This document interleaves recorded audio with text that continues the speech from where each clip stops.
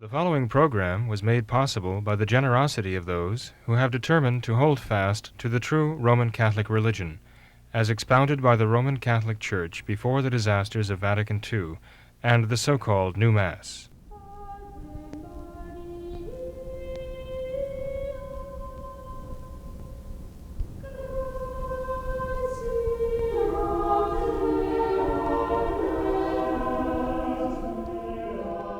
Hello and welcome to What Catholics Believe. I'm your host, Thomas Nagley, and with me tonight is Father William Jenkins. He's from the Society of St. Pius V. He's also the pastor of Immaculate Conception Church right here in Norwood, Ohio. Hello, Father Jenkins. How is your post-surgery self? Hello, Tom. Well, recovering, thank goodness. Mm-hmm. The rotator cuff surgery itself was quick and easily done, I understand, by an expert surgeon. But the recovery is a long, difficult recovery. So I certainly appreciate all the prayers that people have been offering for me. Good. And I've been offering up the inconvenience, the discomfort, and the pain for some very important intentions. One of them, though, was not to make the table grow. I am not responsible for the miraculous growth of the table here. This came through the good offices, good services of one of our fine gentlemen here. But I would consider it to be quite a blessing from God if my shoulder would pull itself back together again and be serviceable, and I'd be very grateful for that. Definitely. But again, I thank everyone for their prayers, for that attention. Sure. All right. Well, Father, if you're up for it, let's get into some emails tonight. We've got a whole stack of them here for you. We'll start with this first one concerning the Opus Dei. One of our viewers has had some personal involvement with the Opus Dei for a number of years. And after all of this, Father, he says that I have come to the conclusion that the Opus Dei is a manifestation of the spirit of the world / modernism infecting the Roman Catholic Church. Specifically, he says that they give the lay faithful a very un-Catholic notion of their role and what work and, quote, being in the world truly are. It is also, as someone put it, the brain trust of the Novus Ordo sect. So, Father, I was wondering if you could take the time, for my benefit and the rest of the viewers, to discuss the Opus Dei. Well, actually, Tom, I think that's a very worthy question. I think it's a very worthy topic. I don't know that my knowledge of it is extensive enough to really discuss it at any length or shed a great deal of light on it. I do know that Opus Dei is a personal prelature, actually, and that it is very powerful within the Novus Ordo. That I don't know what you could liken it to. There's a great deal of controversy surrounding it. There are those who say that the laymen and women of Opus Dei, and they make up the majority of the members, and that they are in the world and very much involved in secular occupations, but they also are involved in kind of right-wing political causes. Okay, this is a reputation they have. That Father Jose Maria Escrivá, who founded them back in the 1920s, actually himself was very right-wing. In fact, he's even accused of favoring Hitler at one point, thinking that Hitler was at least anti-communist, right? But I don't know that there's any real solid evidence for that. But because of the controversial nature of it, I think I need to know quite a bit more, because I wouldn't want to be guilty of misrepresenting anything. One thing that I think virtually everyone who knows anything about Opus Dei agrees on is that they are very powerful. Not quite on the level of a secret society within the Novus Ordo Church, but they have operatives in many areas of influence in the world and in the modern church. Okay, and it was John Paul II actually who raised them to the rank of a personal prelature, I think, back in the 1980s.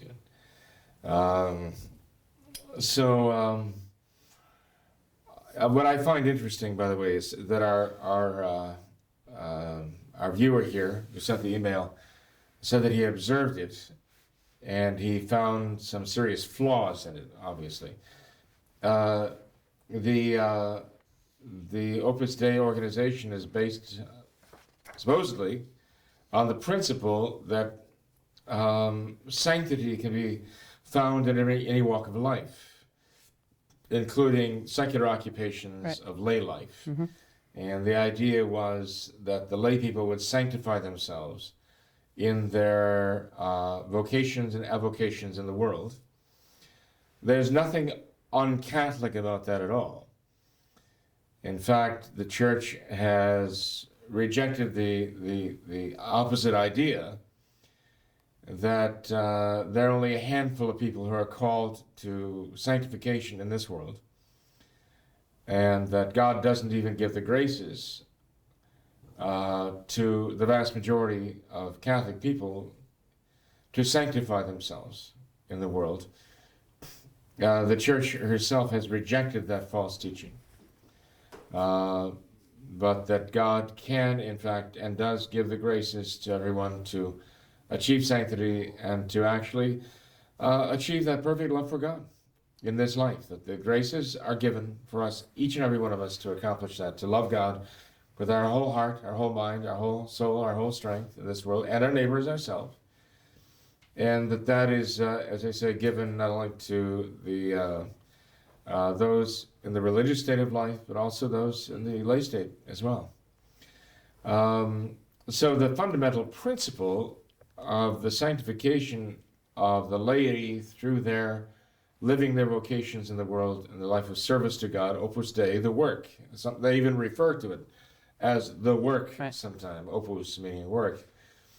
But the criticisms of Opus Dei seem to all tend in this direction, that the laity, because of their influence, are being drawn into the Novus Ordo idea of a certain anti-clericalism, in the sense that the laity are the ones who really should be running the church. Okay? And this seems to fit very well with the Novus Ordo concept. This anti-clerical, even anti-priesthood idea that is rife in the Novus Ordo today, okay? That it is the laity who are favored by God with the graces of, well, as Francis would say, discernment and all the rest, right? So that is a problem. But you have a lay organization which elevates itself above the priesthood, with the idea that the members of the organization are somehow the elite. They are accused of elitism for that reason too. And even the secular clergy who belong to it can fall into this kind of elitism, the sense that they have some kind of special role to play in the modern church. So there are certain dangers there, no doubt about it. I mean, there also, I mean, the Opus Dei has not been left free from the taint of the abuse crisis that is attacking the Novus Ordo everywhere. And so I think this would be a question that would involve a study all unto itself. And what I would like to do is just kind of leave it there at that situation. But I would invite our viewers to send in their own information and observations about Opus Dei that could be helpful. And if they want to direct us to information that they think might be enlightening, by all means, let them send in words of wisdom and personal experiences. I would appreciate seeing what they have to say about it. Okay, we can do that. The fact that, by the way, it is an organ of the Novus Ordo is very troubling, of course, because inevitably you have you have modernism. modernism at work there. And even though modernism might adopt a more political approach, a more conservative, shall we say, a more conservative political approach, it's still modernism, and the principles are still poison for the Catholic faith. So insofar as Opus Dei would be a vehicle for modernism and almost a kind of agent for modernism within the Novus Ordo, to implement the principles of modernism, but still maintain some kind of a Catholic veneer, then it could be all the more dangerous. All right, let's move on then, Father. We've got an email here concerning Father John O'Connor. This viewer asks if Father John O'Connor could be an example of someone fighting modernism within the Novus Ordo. Says, I guess he arranged canon lawyer Father Kuntz to help plead his case to Rome just before he was murdered.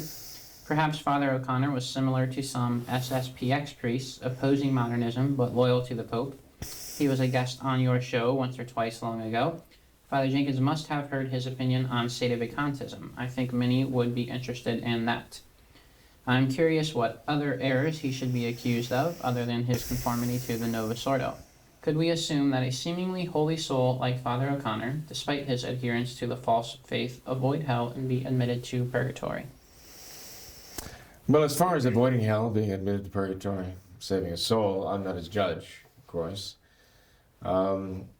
Yes, Father O'Connor, the Dominican. There are actually two Dominicans, or Father O'Connor. Okay, but one of them is still surviving at an advanced age.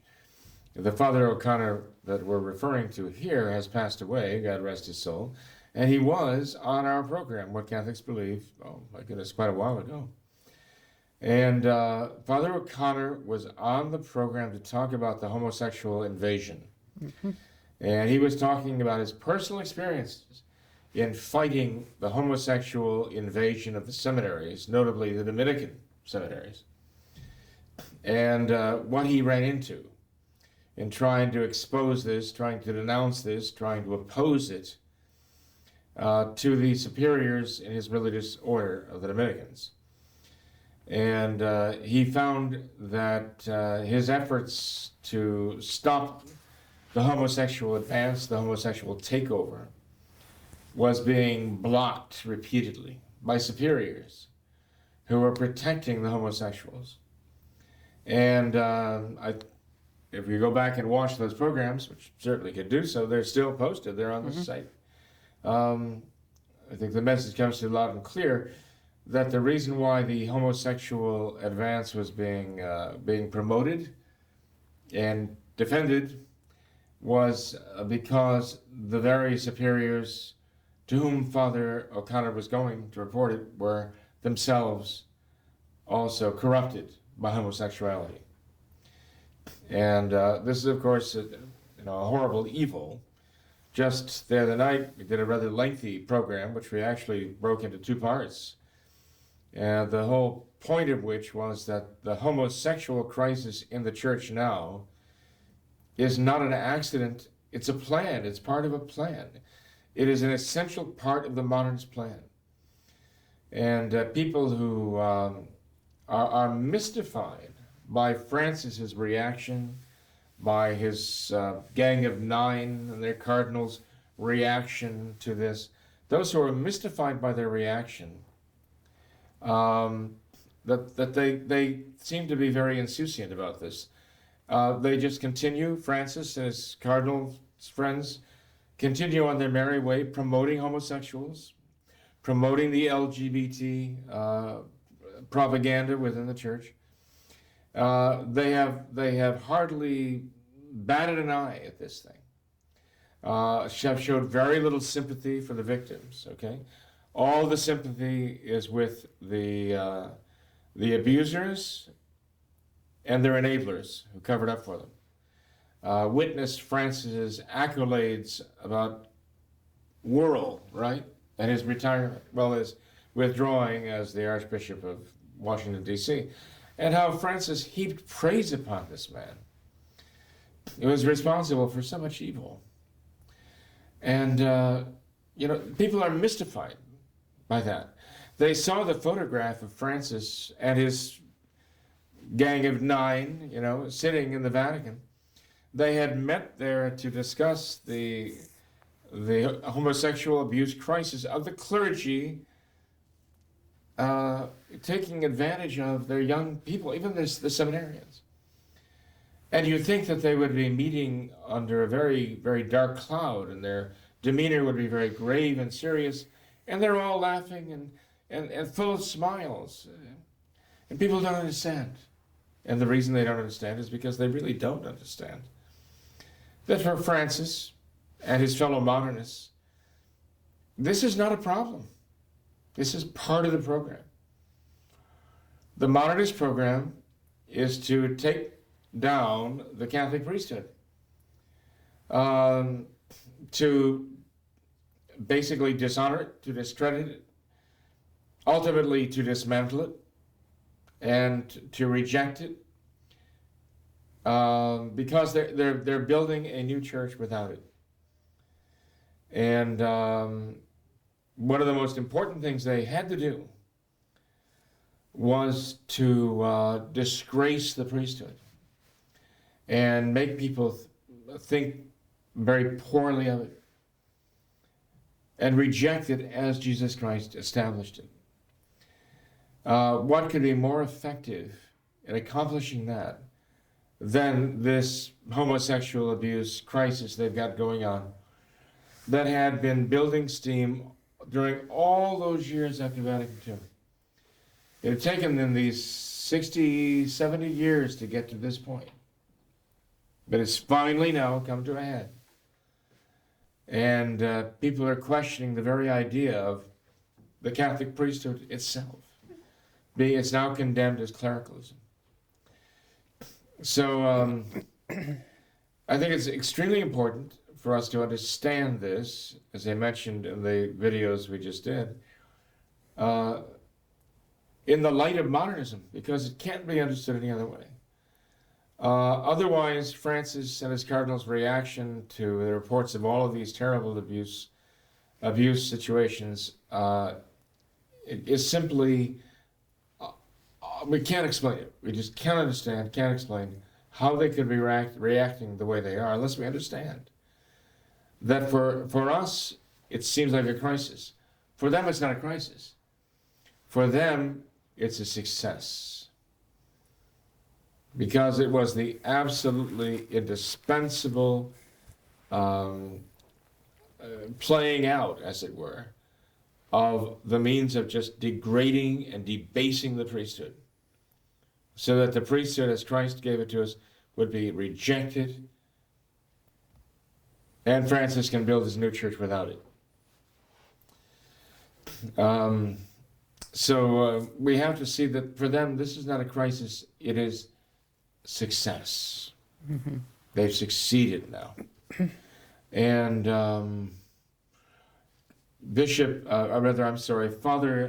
Father O'Connor was caught in the middle of this. And he saw it actually happening on the ground. I say boots on the ground, right there in the seminaries of the Dominican order. And he was trying to oppose it face to face, right? Toe to toe with them. And he was experiencing the absolute resistance to anything he would say or anything he would do to try to prevent the takeover of the seminaries. He was treated as though he was the one with the problem, though there was something wrong with him, something spiritually wrong with him, something mentally wrong with him. And this is what they do with those who would dare oppose them. They're absolutely ruthless and absolutely vengeful to anyone who would succeed in resisting them. They find a way always to destroy them. Okay, this is what we're going to see with Francis. That we're going to see with his prelates, who are all involved in all of this. So, as far as Father O'Connor goes, We had him on the show. We invited him to come on the show because we admired what he was doing. We thought what he was doing was rather heroic. And we understood the gravity of the situation and the need for people to hear from him just how far gone the seminaries were.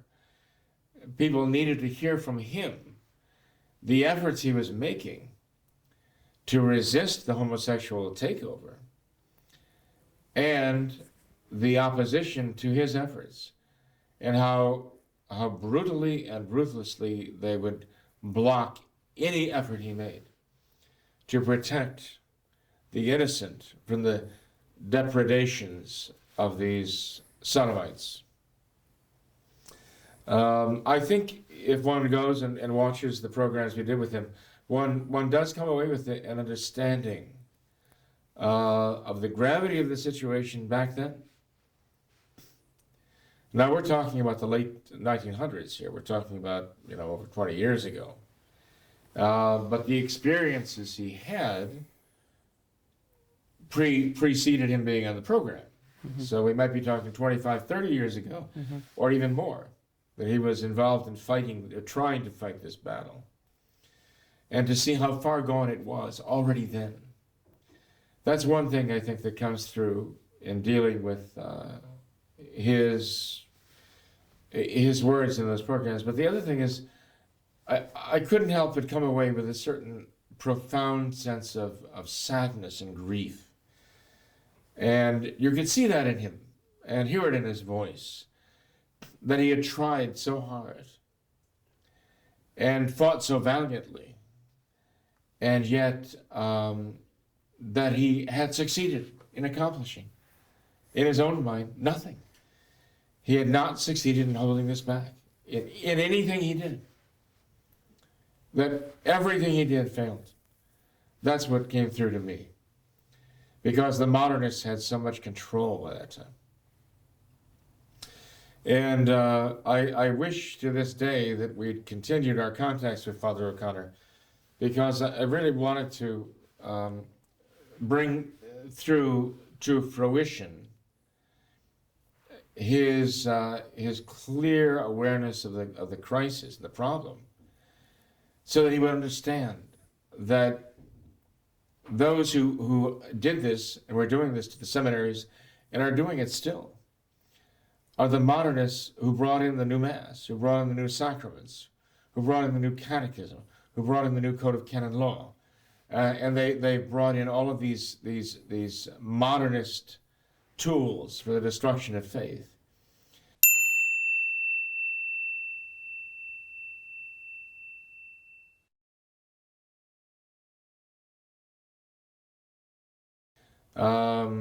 I would have loved to have seen Father O'Connor come back and fully to the practice of the traditional faith, be offering the traditional Dominican rite of Mass, and simply sever ties with the Novus Ordo as some modernist mafia, as it were, that had seized power in the church.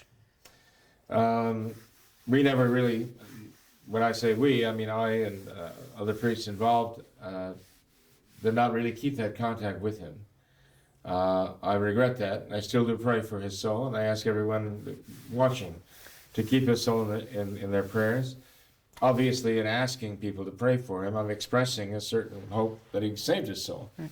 So that brings us to the point of, whether he could have saved his soul under the circumstances. I think Father O'Connor did what he believed was the right thing to do insofar as he saw it. I think what he saw was the most obvious evil, and he valiantly tried to resist that. But given more time, let's say, helpful influences in that, I think he would have applied this to the rest of the Novus Ordo and seen the whole monstrosity for what it really was. And there's no doubt in my mind that he would have done the brave, courageous Catholic thing, because he was already doing it insofar as he understood what that was. Right. So I do have very definite hope for his salvation, and I do remember in my prayers and also in my masses, and I would hope that people would be praying for his dear soul.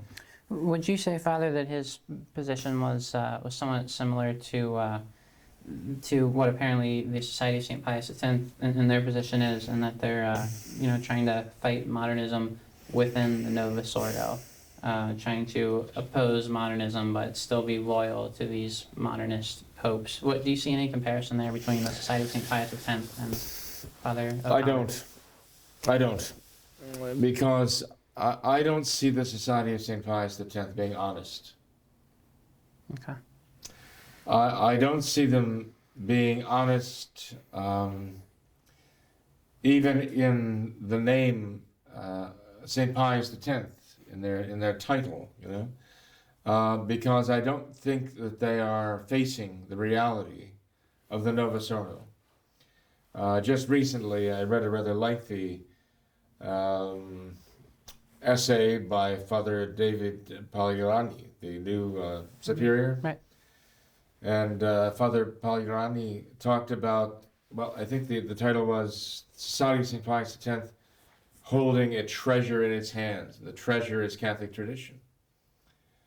And as I recall, he went on for quite some time in this and talked about the problem facing the modern church and all the rest. I don't think he ever mentioned modernism in that whole article. I don't think so. If anybody knows something to the contrary, I would appreciate it if you bring it to my attention. But I think they're trying to avoid what a lot of people these days are trying to avoid. It's even with regard to the sexual abuse crisis that's going on, that's raging like an inferno in the Novus Ordo right now. And then I say, Francis and his fellow cardinals are just kind of enjoying, they're roasting marshmallows out there while this inferno of sexual abuse crisis is going around everywhere. Everybody's thinking this is a terrible thing, and Francis is just partying. Because he doesn't see it as a crisis. He sees it as this is a necessary step to bring down holy orders, to destroy the concept of holy orders, which has no place in his modernist church that he's constructing right now. He's trying to construct it on the ruins of the Catholic Church, and he's presiding over basically the incineration of whatever's left, whatever vestiges are left of Catholic tradition. So he can build on the foundations, or he can build on the ruins, his own Francis Church. But Tom, the Society of St. Pius X, therefore, I think is dishonest in two fundamental ways, right at the top of my head. One is that they claim an allegiance to St. Pius X, but they are not applying what he says in his encyclical Vicenti about modernism. They're not actually applying that to the Novus Ordo, and that's fatal. Mm-hmm. The other dishonesty I see is that they claim to accept Francis as a true vicar of Christ on earth, that he's a true pope, and so on. They say that, and yet they really do not feel obliged to do anything he says. They do not feel obliged to obey anything that he says that they don't already agree with. And that I also find as being dishonest. I don't find that as a Catholic approach, sure. Catholic attitude. If I were convinced that there was no doubt in my mind that somebody was in fact the vicar of Christ on earth and a true pope, then I would be looking for every opportunity I could to obey. I would want to obey. I don't see that at all. So I think they really misrepresent themselves, and I think this is very dangerous to the poor people who are following them, that they can be led, very, very much led astray in this whole issue. I don't see that was the case in Father O'Connor. Okay. I think he was very, very forthright, very, very honest. If he said it, he believed it, and he put it into practice. That's how I see him. Okay. that's why I think if we could have had some serious discussions with him further, I think they would have been perhaps even at times heated discussions, because he cared very deeply about the truth of things and reality of things, and he wanted intensely to be Catholic, and everything that meant. But I do believe that in the end, he would have faced reality, seen modernism for where it really was, denounced it, condemned it, rejected it, and practiced the traditional Catholic faith in its entirety. Okay. He was too busy on the barricades where he was, I think, to really have you might even call it almost a luxury to kind of retreat, withdraw, and see, the whole battle. Sure. But I do have hope for the salvation, but I consider to be a valiant soul, a Yeah. courageous soul, Yeah. Catholic soul. Well, Father, speaking of Francis, recently he had a line where he said, "I am the devil." You did a little program on that, mentioning that line, and I believe in that video you said that devils do not resign, they are exorcised. So we had a viewer write in and say, "Father, what can we do to assist in exorcising this Pope and his group?" Well, pray, okay? There are prayers of exorcism. Virtually all Catholic people grow up learning and knowing by heart the prayer to St. Michael the Archangel. St. Michael the Archangel, defend us in battle. Be our protection against the wickedness and snares of the devil. Right? That is a prayer of exorcism. In fact, Pope Leo XIII decreed that it should be prayed after every low mass that was offered in the church.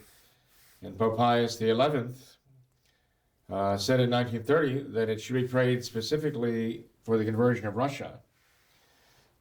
And that was hearkening to the words of Lucia, right? But unfortunately, Pope Pius XI did not follow through in consecrating Russia to the Immaculate Heart of Mary with all the bishops of the world, okay? Nonetheless, in 1929, it was made known to Lucia, and through her made known to Pius XI, that was the time that heaven was calling for the consecration of Russia to the Immaculate Heart by the Pope and all the bishops. It was not done. Pope Pius XI did say that the prayers that had been established, that had been put in place to follow low mass in all the churches of Catholicism throughout the world, that those prayers would be offered for the conversion of Russia. That was in 1930 that he said. To this day, of course, we still do that. But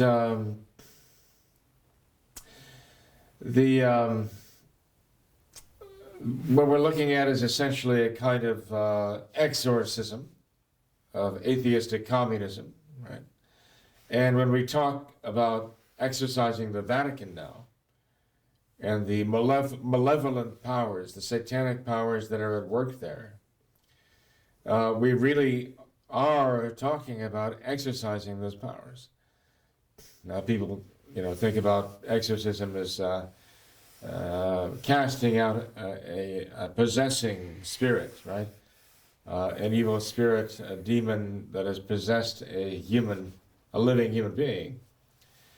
And but here we're talking about not just a demon, but demons that have taken possession of church men of the Novus Ordo, modernists, who are in positions in high places in the modern church now.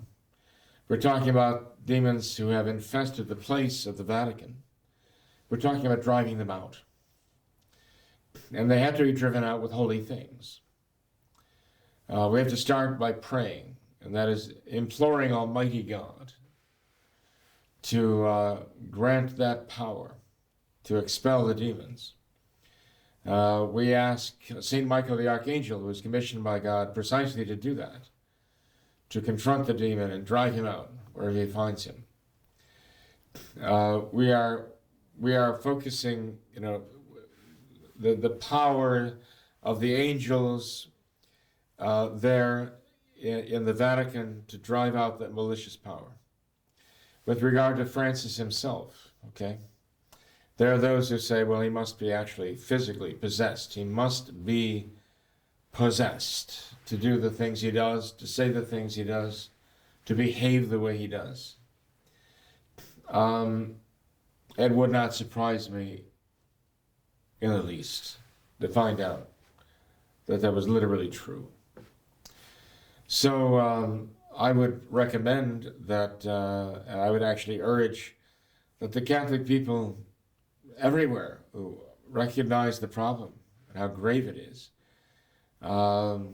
recognize that an enemy has done this is the work of Satan. That we push him back, we push back by the power of prayer, in praying the Rosary daily, by praying the prayers of exorcism, such as the prayer to St. Michael the Archangel daily, by using the sacramentals that God has given us daily, the St. Benedict medal, holy water, and so many other things that God in his wisdom has provided for us. He's actually given these things power over these angelic beings, these fallen angels, and humiliated them in making them subject even to holy water.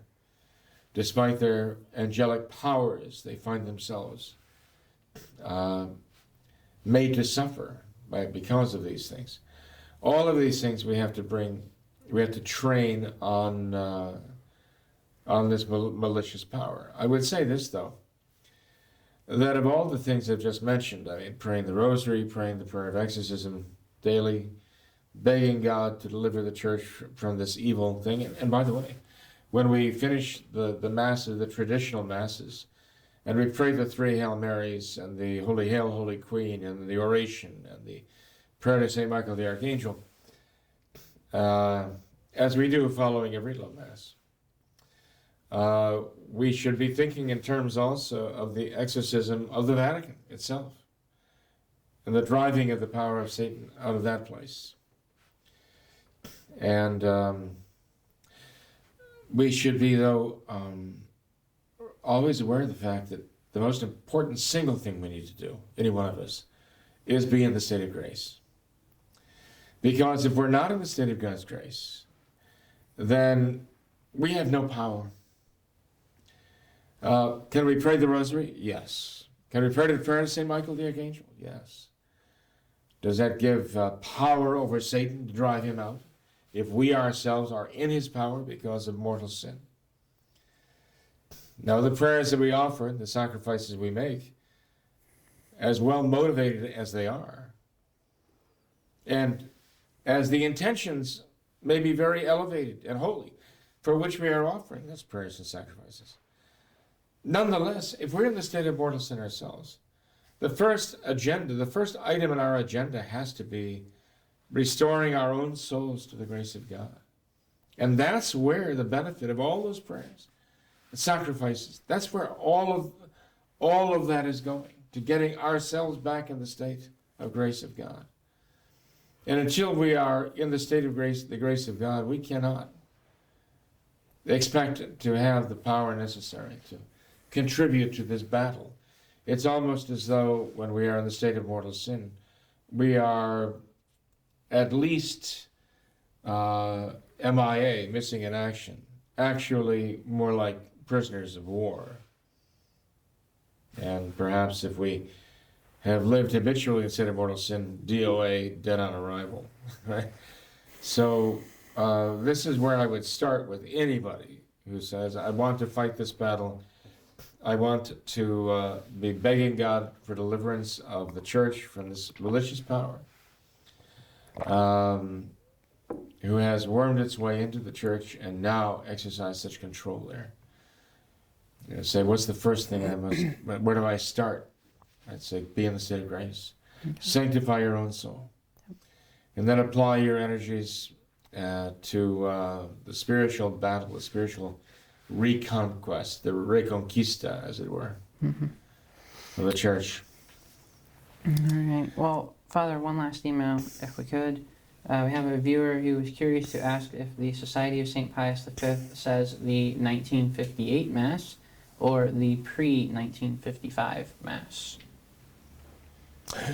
The Society of St. Pius V priests do not use the rubrics that came in after the so-called reform or restoration of the Holy Week rite under Pius XII, okay?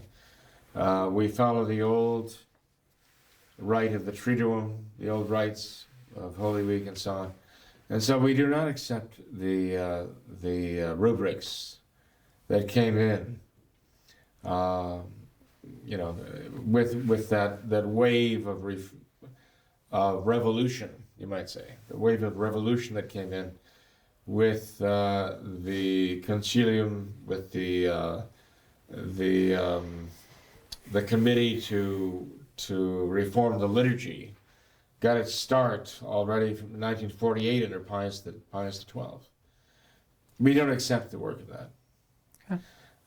We consider that every step of the way from 1948 to 1968, the 20-year period, the changes that were made progressively during that time were made by the same people with the same end in mind and based on the same principles. And they were all directed toward the Novus Ordo.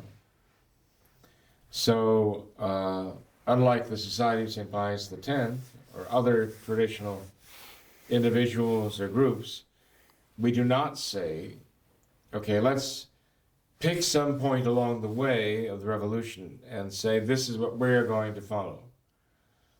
We do not say, okay, we're going to use all the reforms so-called up to 1957 or 58 or 60 or 62 or 64 or 65, and we're going to absolutize, and we're going to say, we're going to use those, that's going to be our standard. We consider this, all of these, to be simply stages in the path of revolution toward the Novus Ordo. And we reject the whole process. So I hope that helps to answer the question a bit. We don't accept those so-called reforms, which we know were actually deformations. Sure. Okay. Well, we will end with that, Father. I thank you for being here tonight. Glad to have you back. Happy, well, thank you, Tom. happy surgery went well. Well, thank you. Now the recovery and they say the rehabilitation, I've got to be rehabilitated now. So I have to undergo rehab. They say that is the hardest part. So we shall find out. Right? And actually looking forward to that because, well, it's a rare individual who doesn't need penance, and I certainly need penance as much as anybody. So I just hope to, you know, make that as beneficial as possible. Not only for recovering the use of the shoulder, but for the benefit of the soul too. Definitely. Lots of souls. Well, Father, you'll be on our prayers. Well, thank you, Tom. No problem. Thanks very much.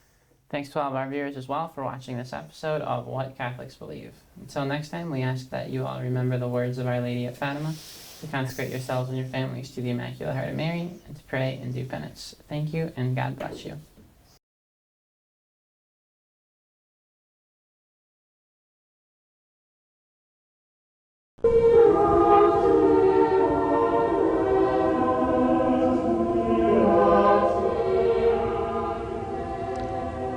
It seems that about the only thing that can get one in trouble in the new church is to be Catholic.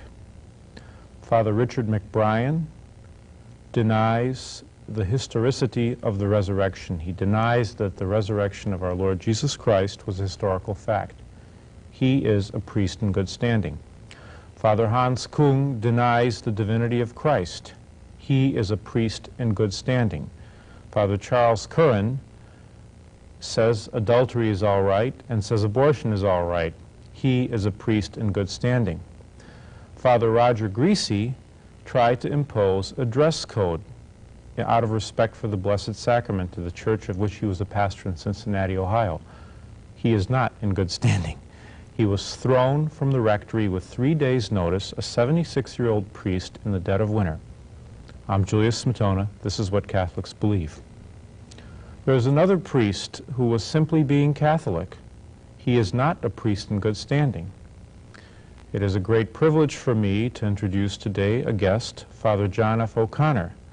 Father O'Connor is a Dominican who many of you might know via his millions, the number is actually in the millions, of tapes that have been circulated of his sermons and his travels throughout the country and the world. Father O'Connor, could you please tell us about yourself? How did you come to be a priest, and then ultimately, how did you find yourself in the situation you're in today? I joined the Order of St. Dominic in 1949. I was ordained in 1955. I spent 2 more years in study, and then I was assigned to teach Thomistic theology and philosophy at Catholic colleges in Madison, Wisconsin, and then in Austin, Texas. After 11 years of teaching, I spent 1 year at our parish in New Orleans, and in 1965 I achieved my life's dream of becoming a full-time preacher.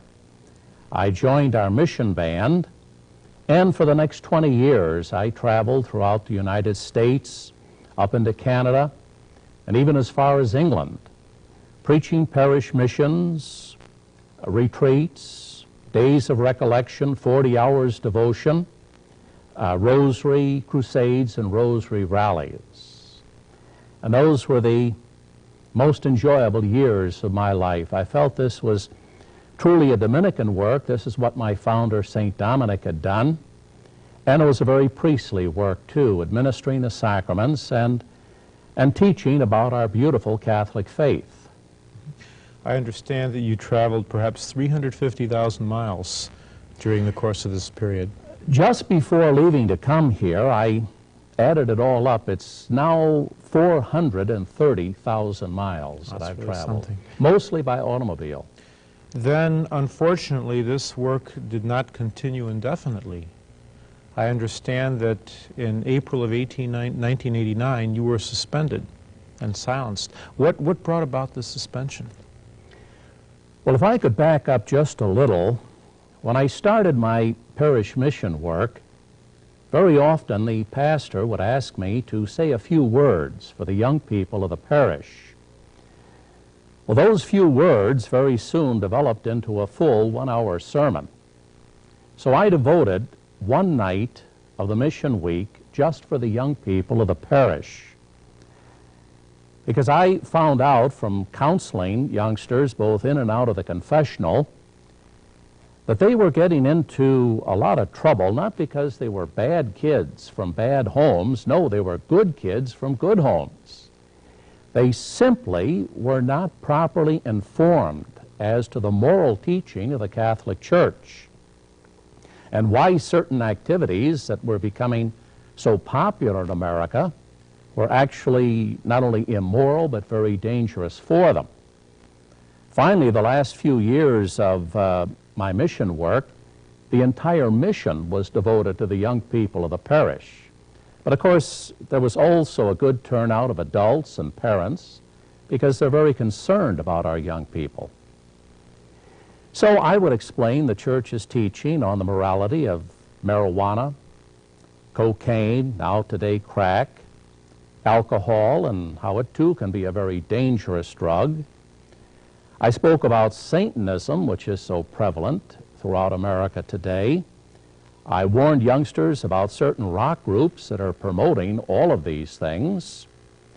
And finally, in the last, about 5 or 6 years, so many young people are being seduced into the homosexual lifestyle without fully understanding what they're getting into. So I talked about the Church's moral teaching on sodomy and the fact that it is one of the 4 abominations that cry to heaven for vengeance.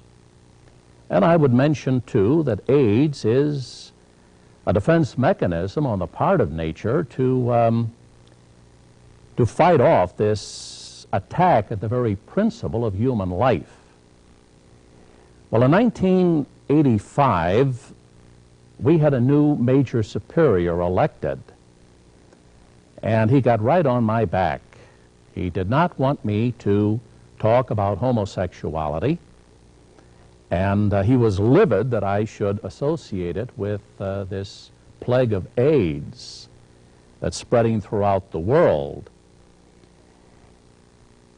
So at first I just didn't understand where he was coming from.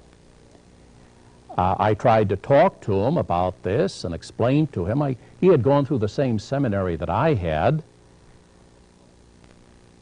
and I explained what the church's teaching is. Well, his response, his reaction, and I'm quoting his exact words, they almost knocked me off my feet. He said, quote, "Homosexuality is becoming more acceptable today." Well, you know, our Lord said, if your brother sins, you first talk to him privately.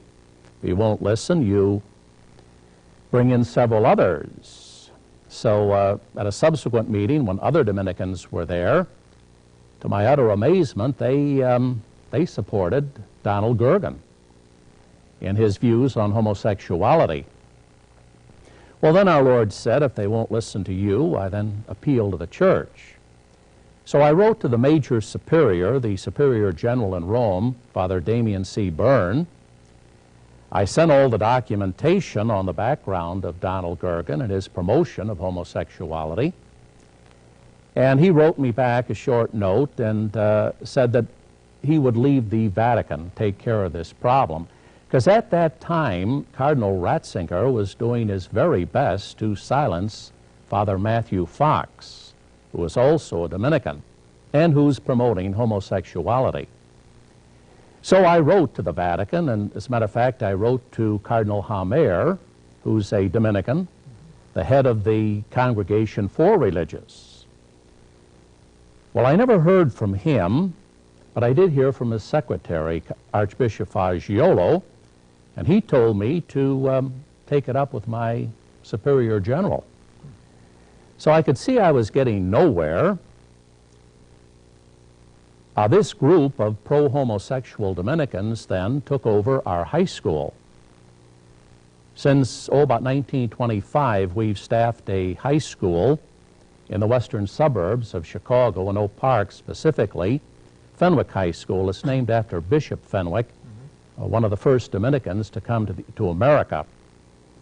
And they removed all the older Dominicans who had been teaching religion there all their lives and replaced them with members of this pro-homosexual group. Well, about this time, I got a copy of Father Rueda's book, The Homosexual Network, in which my major superior, Donald Gergen, is cited 3 times by name as one of the principal priest apologists for this so-called gay ideology, that gay is good, that homosex is healthy, it's natural, anywhere from 4 to 10% are born this way, and also that self-abuse, there's nothing wrong with it. As a matter of fact, it's a good way to relieve tension. He even wrote a book on this particular subject. That almost sounds like it's a good way to relieve hostilities, to beat up invalids. I mean, that's almost... So it also helps you get to sleep at night. It's relaxing. Even recommends it for married men who have to travel. It's a way of preserving what he called fidelity rather than, going to a... So when I realized that this was part of the gay liberation agenda, to get at our kids and to teach them that this gay ideology, I realized that I had no alternative but to warn Catholic parents of what these pro-homosexual Dominicans were doing, and that their children were at grave risk. Well, for that, the major superior, Donald Gergen, became furious. He suspended me and put me under formal obedience to do no more preaching. What does it mean now, for the benefit of our listeners, technically, to be suspended? What actually happens when one is suspended? After graduation from the seminary, we have to, by examination, prove that we are competent to judge moral matters in the confessional. And if we pass the examination, we're granted what canon law calls our faculties. It's similar to a doctor's state license to practice. You know, a man can graduate from medical school, but before he can open up a practice, he has to receive a license from the state. Well, this is basically what the faculties are. I received them after I graduated from our seminary, and they were revoked by Donald Gergen. And I was also gagged. He put me under a formal obedience to do no more preaching. What is your status now that this suspension has taken place? Has anyone come to your defense, and how do you plan to deal with this? Well, yes. A very prominent canonist in the United States contacted me and offered to appeal this suspension in Rome. And he put on retainer Count Capone and another Italian canonist who works right in Rome itself and who is accredited to the Holy See, Mr. Neri, to appeal my suspension and to have it lifted. I even talked personally to Cardinal Gagnon and explained to him the situation in the Dominican order, and he promised that when he returned to Rome he would do what he could for me. Well, I waited several months, and finally I contacted this canonist. And I says, well, how are things going? He says, well, the chances of your ever getting your faculties back are zilch. And I said, why? This is going to shock you, as it shocked me. He said, there are too many homosexuals in the Vatican Curia protecting Donald J. Gergen. Isn't that something? Yes. You're watching to share with you a brief letter which we received from a viewer, a priest from Texas. He said the following: Dear friends at What Catholics Believe, please send me more information on your show. I caught the tail end of one telecast regarding the ouster of Father Greasy in Cincinnati and really liked what I saw.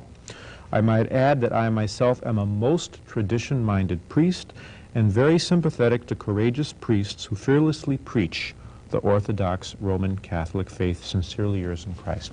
We're very grateful for this kind of response, and I'd like to remind you that for us to continue, we absolutely need your support. Please help us, 1-800-446-6163. Father O'Connor, how did it come to pass that we've got this situation where people who are promoting unnatural vice, say, have such power and influence in the church that they can silence someone for preaching the gospel, and that officials in the Vatican are powerless to do anything about this? I mean, we know that in the 30s, for instance, Dr. Bella Dodd, very famous communist who converted to Catholicism, revealed that she personally put 1,000 communists in the seminaries. We have the situation where Pope St. Pius X told us that the modernists were infiltrating the seminaries. Now it seems that people who are afflicted with this vice and this tendency are in the ascendancy, and they have enormous influence and are absolutely spreading this most abominable doctrine. How did this come to pass? Well, I was devastated when my Dominican superiors began persecuting me for warning young Catholics about the dangers of this so-called gay ideology. But I really didn't understand what was going on until I got a hold of this book by Father Rueda. It's called The Homosexual Network, Private Lives and Public Policy. He points out that this so-called gay liberation didn't begin in 1969 with the Stonewall gay bar riot. It actually began in Chicago in 1924. So this movement has been underway for 66 years. And that's why Chicago was the first major city to repeal the laws against sodomy. Thank God most states and municipal communities still have laws against sodomy. And their goal, the goal of this gay liberation movement, they want to be accepted. They want what they call this alternate lifestyle to be respected by people, and they want the same rights as married people. Well, they realized that the greatest obstacle to their lifestyle, to sodomy, the greatest obstacle was the Roman Catholic Church and its teaching on sodomy, both in the Old Testament and in the New Testament as well, and also the teaching of all the doctors and fathers of the church, that this is one of the 4 abominations that cry to heaven for vengeance. Well, they know that they're never going to get the Pope to stand up someday and say that there is nothing wrong with unnatural vice. In fact, it shouldn't even be called a vice, but rather a virtue. They know they're not going to get that. But they felt that by infiltrating Catholic seminaries, by becoming Catholic priests, they could work within the church and they could do for sodomy what the modernist heretics have done for contraception. So muddy the waters, so confuse the issue that pretty soon nobody knows what to believe, and before too long they don't care anymore. So I'm not talking here about young men who went to our seminary filled with ideals and zeal for Christ, and then after ordination through human weakness fell into the vice of sodomy. No, I'm talking about militant sodomites who deliberately went to our seminary in order to destroy the teaching of the Catholic Church from within. Father, my question is, unfortunately, we see this situation cropping up with increasing frequency since, say, the post-Vatican II era, where there's some tragic developments with, say, even bishops in this country and priests involving this unnatural vice, and even children, and it seems very little is done. How would you contrast the treatment of this problem today with prior to Vatican II? What would have been done something like this, say, in the 1950s or the 40s or 30s or in the reign of Pope St. Pius X, and what is being done today? Well, just to cite the example of Donald Gergen, my major superior and the author of this book, The Sexual Celibate, there was a problem at St. Bernard's Seminary in Dubuque, Iowa. It was a provincial seminary for all the dioceses of Iowa. Donald Gergen was a student there, a seminarian for the Diocese of Sioux City. But the bishops were aware there was a problem of homosexuality, so the then Bishop Mueller made an unannounced visit to St. Bernard's. He went to Donald Gergen's room and he caught him with these pornographic pictures on the wall of a homosexual nature. Well, he was immediately dismissed from St. Bernard's. And this is how the Catholic Church traditionally handled this problem. You were immediately dismissed. So he was told to go home. But that did not solve the problem. Within a year, they had to close down the entire seminary. And St. Bernard's was the pride and joy of the bishops of Iowa. It was built in the early 50s. Prior to that, they had to send their major seminarians either to Mundelein or further east for their theological training.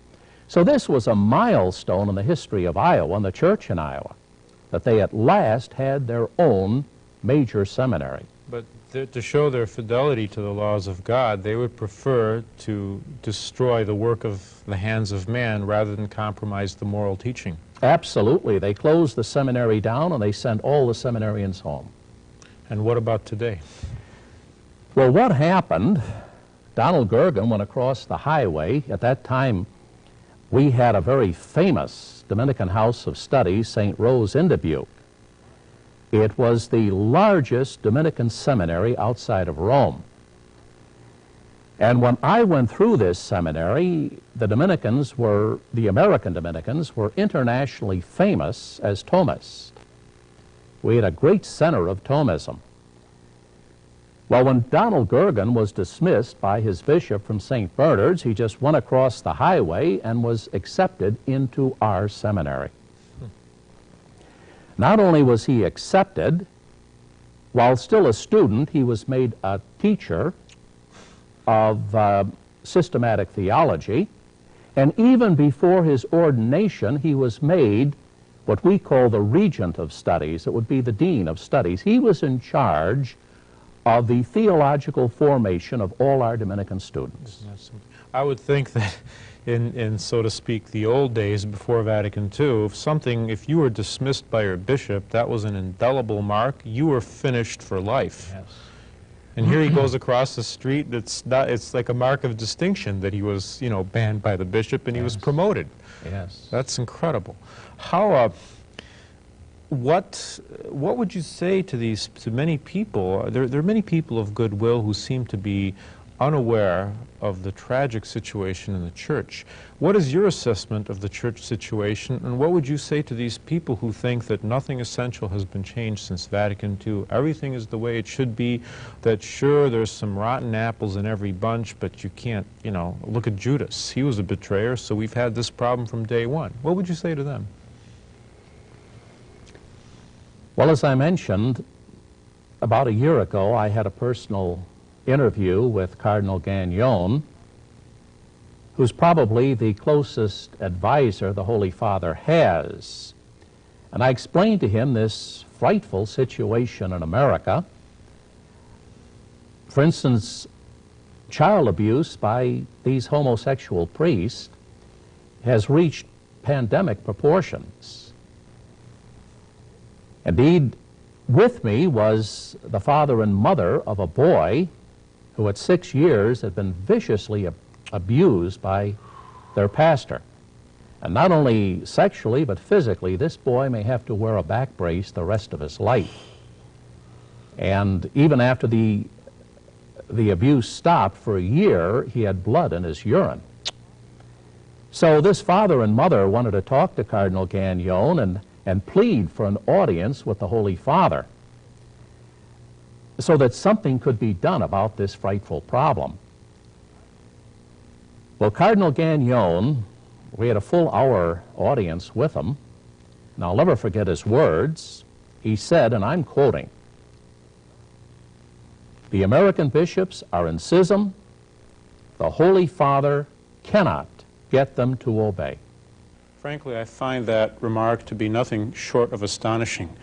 Over 50% of the world's bishops were appointed by John Paul II. Moreover, Kenneth Untner, the notorious liberal, the man who publicly denied the existence of hell, was appointed bishop by John Paul II over the strenuous objections of Catholics in the Saginaw Diocese. Daniel Pilarczyk, the man who removed Father Roger Greasy as pastor of a parish in Dayton, Ohio, because Father Greasy refused to stop enforcing a dress code at Mass. Daniel Pilarczyk has been promoted to Archbishop by John Paul II. Moreover, the Vatican upheld the ouster of Father Greasy, and Joseph Bernardin was appointed cardinal by John Paul II. Joseph Bernardin heads the Chicago Archdiocese, a diocese which recently extended formal recognition to an organization of homosexuals. When one reflects upon this, the words of Our Lady at La Salette come to mind, of 1846. "The priests will become cesspools of impurity. Rome will lose the faith and become the seat of Antichrist."